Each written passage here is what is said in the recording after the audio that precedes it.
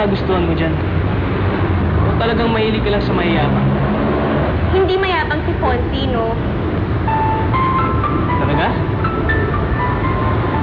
Well, fine. Medyo mayabang nga siya. Pero may pagyayabang naman. Tingnan mo, gwapo siya. MVP ng basketball. Ang dami nga nagkaka sa kanya. Kaya, feel ko swerte na ako to have him.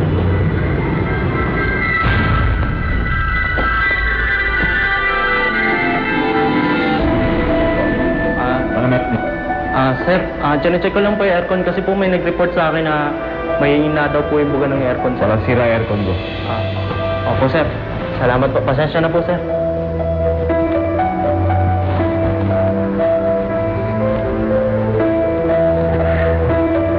Charity! Charity! Ibibigay mo tayo nito? Oo nga. Bingi ka ba? Ipagkakaloob ko sa'yo ang mga ninanais mo, mga paa.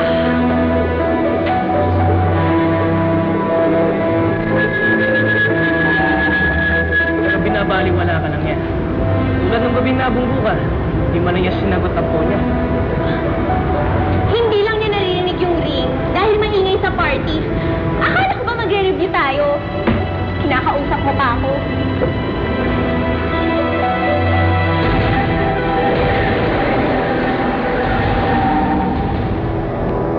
Sige, ito ang mahiwagang kuntas. Isa, dalawa, tatlo.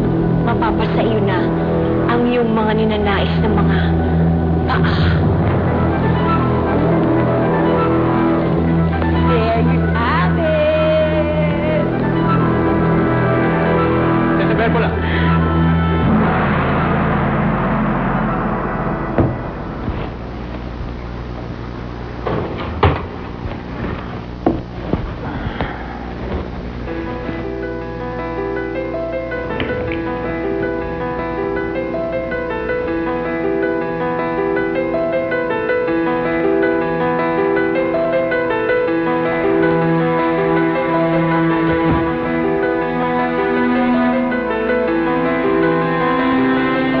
To cancel the wedding. Not exactly to cancel. Postpone lang kahit konti. May mga tao tayong nag-aasikaso ng kasal ninyo. Alam na ng lahat ito. In fact, nakadyaryo na. Preno! Steve Time, aning kapopromote ko lang sa trabaho.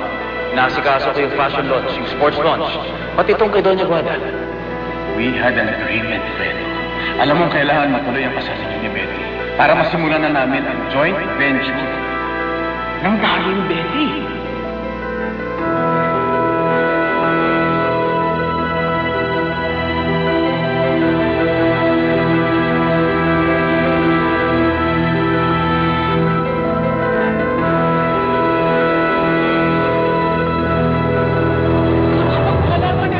Nagdadalawang isip sila. Magpataatang at siguradong aatras sa deal namin. I just need time. We don't have time, Fredo. Why can't you be like Ito. this? Sure? Hindi nagpapakita ng kahinaan. Alam niya kasi na this utak ang ginagamit, hindi puso. Gildo is a sure winner. You, Mrs. White.